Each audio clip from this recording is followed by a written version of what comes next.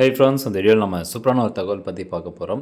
அதாவது சொத்து வரியை எப்படி ஆன்லைன் மூலமாக கட்டுறது, வில்லேஜ் பஞ்சாயத்து டேக்ஸை எப்படி ஆன்லைன் மூலமாக செலுத்துறது அப்படிங்கிற தகவல் தான் இந்த வீடியோவில் வந்து பார்க்க போகிறோம். இப்போ ஒரு வீடு இருக்குது அல்லது வேறு ஏதாவது கடை வச்சுருக்கீங்க அப்படின்னா அந்த சொத்தினுடைய வரியை ஈஸியாக வந்து ஆன்லைன் மூலமாக கட்டிக்கலாம். அதில் நிறையா ட்ரிக்ஸ்லாம் வந்து இருக்குது. கிளியராக உங்களுக்கு எக்ஸ்பிளைன் பண்ணிடுறேன். நீங்களும் முடிஞ்ச அளவுக்கு இந்த இன்ஃபர்மேஷன் தெரிஞ்சுக்கிட்டு மற்றவங்களுக்கும் வந்து ஷேர் பண்ணி விடுங்க. இதுக்கு நீங்கள் bptax.tnrd.tn.gov.in அப்படிங்கிற இந்த வெப்சைட் லிங்க் வந்து ஓப்பன் பண்ணிக்கணும். இந்த வெப்சைட்டுக்கான லிங்க் டிஸ்கிரிப்ஷனில் இருக்குது. டேரெக்டாக கிளிக் பண்ணி கூட நீங்கள் ஓப்பன் பண்ணிக்கலாம். ஓப்பன் ஆனதுக்கப்புறம் இந்த ஹோம் பேஜில் கீழே வந்தீங்கன்னா இந்த மாதிரி ஆப்ஷன்ஸ் வந்து கொடுத்துருப்பாங்க. உங்கள் நிலுவைத் தொகையை பார்க்க, விரைவாக வரி செலுத்த, வரி செலுத்திய விவரங்களை பார்க்க, இந்த மாதிரி 3 ஆப்ஷன் இருக்கும். இதுக்கு முன்னாடி வந்து இந்த மாதிரி 3 ஆப்ஷன் இருந்தது. பட் இப்போ பார்த்தீங்கன்னா 4வதாக ஒரு ஆப்ஷன் கொண்டு வந்திருக்காங்க. நியூ அப்படின்னு போட்டு பொது சேவைகள் பயனர் பதிவு அப்படின்னு சொல்லியிருக்கிறாங்க. ஸோ இந்த ஆப்ஷன் எதுக்காக கொண்டு வந்திருக்காங்க அப்படிங்கிறது நெக்ஸ்ட் நம்ம சேனலில் ஒரு வீடியோ அப்லோட் பண்ணுறோம். இப்போது ஒரு சொத்தினுடைய வரியை ஆன்லைன் மூலமாக எப்படி செலுத்துறது அப்படின்னா, நீங்கள் குயிக்காக கட்டணும் அப்படிங்கிற பட்சத்தில் இந்த விரைவாக வரி செலுத்த அப்படிங்கிற இந்த 2வது ஆப்ஷன் நீங்கள் செலக்ட் பண்ணணும். இதை செலக்ட் பண்ணதும் அடுத்ததாக இந்த மாதிரி ஒரு பேஜ் ஓப்பன் ஆகும். இதில் 2 ஆப்ஷன் இருக்குது. Pay tax, view payment history or download receipt. இந்த view payment history or download receipt அப்படிங்கிற ஆப்ஷன் எதுக்குன்னா, நீங்கள் ஆன்லைன் மூலமாக பணம் செலுத்துறீங்க பார்த்தீங்களா, இதுக்கு முன்னாடி நீங்கள் ஏற்கனவே ஆன்லைன் மூலமாக செலுத்தினீங்க அப்படின்னா அதனுடைய பேமெண்ட் ஹிஸ்ட்ரி வந்து பார்க்கலாம். அதே மாதிரி அந்த சொத்து வரி ரசீதை டவுன்லோட் பண்ணலாம். பட் இப்போ தான் நீங்கள் வந்து ஃபஸ்ட் டைம் இந்த வெப்சைட் யூஸ் பண்ணுறீங்க அப்படின்னா இந்த ஆப்ஷனுக்குள்ளே போனீங்கன்னா உங்களுக்கு எந்த டேட்டாவும் காமிக்காது. ஸோ இப்போ நீங்கள் வரி செலுத்தணும் அப்படிங்கிற பட்சத்தில் இந்த பே டேக்ஸ் அப்படிங்கிற ஆப்ஷனை கிளிக் பண்ணுங்கள். அதை கிளிக் பண்ணதும் நெக்ஸ்ட் இந்த மாதிரி ஒரு பேஜ் ஓப்பன் ஆகும். ஃபஸ்ட்டு உங்களுடைய பேரை ஆங்கிலத்தில் டைப் பண்ணுங்கள். யாருடைய பேர் வேணால் கொடுக்கலாம். சொத்து யார் பேரில் இருக்கோ அவங்க பேர் தான் கொடுக்கணும்னு அவசியம் கிடையாது. யாருடைய பேர் வேணாலும் கொடுத்துக்கலாம். அடுத்தபடியாக அலைபேசி எண்ணில் உங்களுடைய mobile number, next email ID, மாவட்டத்தின் பெயர், அப்புறம் பிளாக் நம்பரு, ஊராட்சியின் பெயர், இதில் வரி வகையில் சொத்து வரியா குடிநீர் வரியா அப்படிங்கிற வரி வகை வந்து செலக்ட் பண்ணணும். அடுத்ததாக வரி விதிப்பு எண் வந்து கேட்டிருப்பாங்க. ஸோ இந்த இடத்துல வந்து பார்த்தீங்கன்னா வரி விதிப்பு எண் கட்டாயம் தேவை. வரி விதிப்பு எண் இருந்தால் தான் உங்களுக்கு இந்த ஆப்ஷன் மூலமாக டேரெக்டாக வந்து நீங்கள் பேமெண்ட்டுக்கு பண்ண பேஜுக்குள்ளே போக முடியும். இல்லைங்க எனக்கு வந்து வரி விதிப்பு எண் தெரியாது, ஆனால் என்னோடய சொத்தினுடைய அந்த கதவு எண் இதெல்லாம் தான் தெரியும், அல்லது அந்த சொத்து யார் பேரில் இருக்கோ அவங்களுடைய மொபைல் நம்பர்லாம் தெரியும் அப்படிங்கிற பட்சத்தில் நீங்கள் இந்த ஆப்ஷன் வந்து பயன்படுத்த முடியாது. வரி விதிப்பு எண் தெரிஞ்சால் மட்டும்தான் இந்த ஒரு பர்டிகுலராக இந்த ஆப்ஷனுக்குள்ளே போயிட்டு டேட்டாலாம் கொடுத்துட்டு வரி விதிப்பு எண் கொடுத்துட்டு கேப்சா என்டர் பண்ணி சர்ச் கொடுத்தீங்கன்னா கீழே டீட்டெயில்ஸ் ஓப்பன் ஆகும். அதில் போயிட்டு நீங்கள் பேமெண்ட் பண்ண முடியும். சரி, இப்போ என்னுடைய சொத்தின் வரி விதிப்பு எண் எப்படி கண்டுபிடிக்கிறது அப்படிங்கிறத சொல்லிடுறேன். அகைன் இந்த ஹோம் பேஜுக்குள்ளே போயிட்டு உங்கள் நிலுவைத் தொகையை பார்க்க அப்படிங்கிற ஃபஸ்ட்டு இந்த ஆப்ஷன் நீங்கள் செலக்ட் பண்ணுங்கள். அதை செலக்ட் பண்ணதும் இப்போ நீங்கள் சொத்து வரி தான் கட்ட போகிறீங்க அப்படின்னா சொத்து வரி, இந்த சொத்து வரி அப்படிங்கிற ஆப்ஷன்லேயே செலக்ட் ஆகி இருக்கட்டும். இதில் போயிட்டு ஃபஸ்ட்டு டிஸ்ட்ரிக்ட், உங்கள் சொத்து எந்த மாவட்டத்தில் இருக்கோ அந்த மாவட்டத்தின் பெயர், அப்புறம் பிளாக், எந்த பிளாக்கோ அந்த பிளாக்கினுடைய பெயர், வில்லேஜ் பஞ்சாயத்து, எந்த வில்லேஜ் பஞ்சாயத்து கீழே வருதோ அந்த பஞ்சாயத்து பேர். இதில் வரி விதிப்பு எண் இங்கேயும் கேட்குறாங்க. இல்லை எனக்கு வந்து வரி விதிப்பு எண் தெரியாதுன்னா அடுத்து மொபைல் நம்பர், இல்லை அந்த சொத்து பதிவு பண்ணும்போது மொபைல் நம்பரே நான் கொடுக்கல அப்படின்னா அடுத்து கதவு எண். இந்த 3 ஆப்ஷனில் எதுனா ஒரு டேட்டா நீங்கள் கொடுத்தா போதும். இப்போ நான் வந்து மொபைல் நம்பர் அப்படிங்கிற ஆப்ஷனில் போயிட்டு மொபைல் நம்பர் கொடுக்குறேன். அடுத்ததாக கீழே பாருங்கள் ஒரு கேப்சா கோட் இருக்கும். அந்த கேப்சா கோடை கரெக்டாக டைப் பண்ணிக்கோங்க. நெக்ஸ்ட்டு சர்ச் அப்படிங்கிற ஆப்ஷனை கொடுக்கணும். இது கொடுத்ததும் பாருங்கள் இங்கே please fill in this field அப்படின்னு சொல்லும்.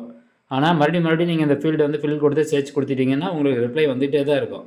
உங்களுக்கு எதுக்கான அந்த டேட்டா நீங்கள் கொடுத்ததுக்கான அந்த ஆன்சர் பார்த்தீங்கன்னா ஆட்டோமேட்டிக்காக கீழே வந்திருக்கும். டேரெக்டாக ஃபஸ்ட் டைம் கேப்சா என்டர் பண்ணோடனே கீழே ஸ்க்ரோல் டவுன் பண்ணிட்டு வந்துடுங்க. வந்தோடனே இங்கே பாருங்கள் வரி விதிப்பு எண் வந்துருச்சா. ஸோ இதுதான் இங்கே என்ன நம்பர் இருக்கோ அதுதான் அந்த சொத்தினுடைய வரி விதிப்பு எண். நெக்ஸ்ட் டைம் நீங்கள் பேமெண்ட் பண்ண சொல்ல டேரெக்டாக அந்த வரி விதிப்பு எண் நோட் பண்ணி வச்சுருப்பீங்க. அந்த வரி விதிப்பு எண் போட்டு நீங்கள் பேமெண்ட் பண்ணிக்கலாம்.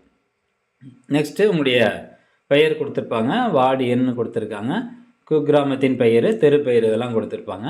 இதில் செயல் அப்படிங்கிறதுல போயிட்டு இந்த சொத்தினுடைய மற்ற விவரங்கள் நீங்கள் பார்க்கணும் அப்படின்னா அந்த வியூ அப்படிங்கிற ஆப்ஷனை கொடுத்து மற்ற விவரங்கள் நீங்கள் பார்த்துக்கலாம். இல்லை நான் வந்து டேரெக்டாக பேமெண்ட்டுக்குள்ளே போகணும் அப்படின்னா இங்கே பே அப்படின்னு இருக்கு இல்லையா, ஸோ இந்த ஆப்ஷனை கிளிக் பண்ணி பேமெண்ட்டுக்குள்ளே போகணும். இந்த வியூ அப்படிங்கிறத கொடுத்தோம்னா எப்படி டேட்டா வரும் அப்படிங்கிறத நான் சொல்கிறேன். இங்கே பாருங்கள் அந்த சொத்தினுடைய பெயர், கதவு எண் இதெல்லாம் கொடுத்துருப்பாங்க, கட்டிடத்தின் பரப்பளவு எவ்வளவு இதெல்லாம் கொடுத்துட்டு நெக்ஸ்ட்டு கீழே வந்தீங்கன்னா சொத்து வரி கோரிக்கை விவரங்கள் எவ்வளோ நீங்கள் பேலன்ஸ் இந்த மீன்ஸ் டேக்ஸ் வந்து பே பண்ணணும் அப்படிங்கிறத கொடுத்துருக்காங்க. எந்த பீரியடுக்கான டேக்ஸ் நீங்கள் பே பண்ணணும் அப்படிங்கிறது இதில் இருக்குது.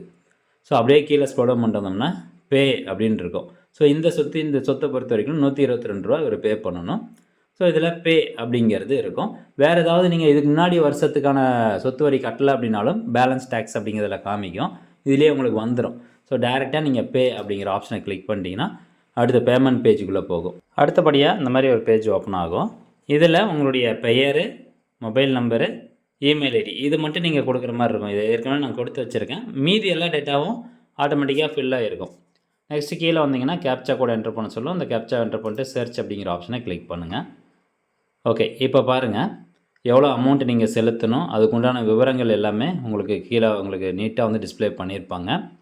அப்படியே கீழே ஸ்க்ரோல் டவுன் பண்ணிட்டு வந்தீங்கன்னா செலுத்த வேண்டிய தொகை எவ்வளோ அப்படிங்கிறது இருக்குது. ரூ. 122 இவருக்கு வந்து செலுத்தணும். கட்டண முறை பொறுத்த வரைக்கும் ஆன்லைன் அப்படிங்கிறத நீங்கள் செலக்ட் பண்ணிக்கோங்க.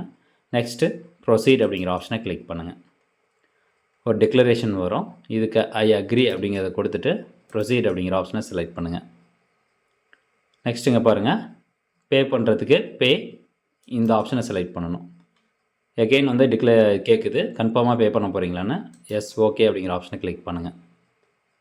நெக்ஸ்ட்டு ஆட்டோமேட்டிக்காக பேமெண்ட் கேட்வேக்குள்ளே போயிடும். இதில் உங்களுக்கு பேமெண்ட் பண்ணுறதுக்கான ஆப்ஷன் வந்து கொடுத்துருப்பாங்க. கியூஆர் கோடு ஸ்கேன் பண்ணி பண்ணலாம், யூபிஐ மூலமாக பணம் செலுத்தலாம், நெட் பேங்கிங் மூலமாக செலுத்தலாம், கிரெடிட் கார்டு, டெபிட் கார்டு.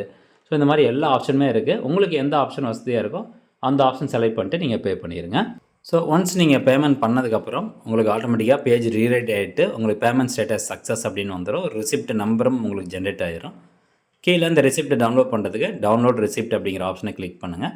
இல்லை வேறு ஏதாவது சொத்துக்கு வந்து நீங்கள் வரி செலுத்தணும் அப்படின்னா மேக் அனதர் பேமெண்ட் அப்படிங்கிற ஆப்ஷனை கிளிக் பண்ணுங்கள். அந்த ரிசிப்ட் நீங்கள் பிடிஎஃப் ஃபைலாக பார்க்குறதுக்கு கீழே அப்படியே ஸ்க்ரோல் டவுன் பண்ணிட்டு வந்தீங்கன்னா இதுதான் பாருங்கள் உங்களுக்கு ரிசிப்ட் ஆட்டோமேட்டிக்காக ஜென்ரேட் ஆகிடும். இதில் இந்த டவுன்லோட் ஐக்கானை கிளிக் பண்ணியும் நீங்கள் ரிசிப்ட் வந்து டவுன்லோட் பண்ணிக்கலாம். அதுக்கப்புறம் இப்போ ஏற்கனவே நீங்கள் பேமெண்ட் பண்ண அந்த ஒரு ரிசிப்ட்டை நீங்கள் டவுன்லோட் பண்ணணும் அப்படின்னா அகெயின் இந்த ஹோம் பேஜுக்குள்ளே வந்து போயிருங்க.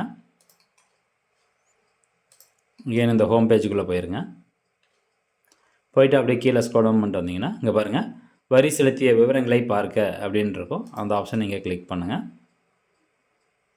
இதில் போயிட்டு இந்த டேட்டா வரி விதிப்பு என்ன அல்லது ரசீது என்ன இதை கொடுத்துருங்க. அல்லது இங்கே பாருங்கள் ரசீது எண் அப்படின்னு இருக்கும்.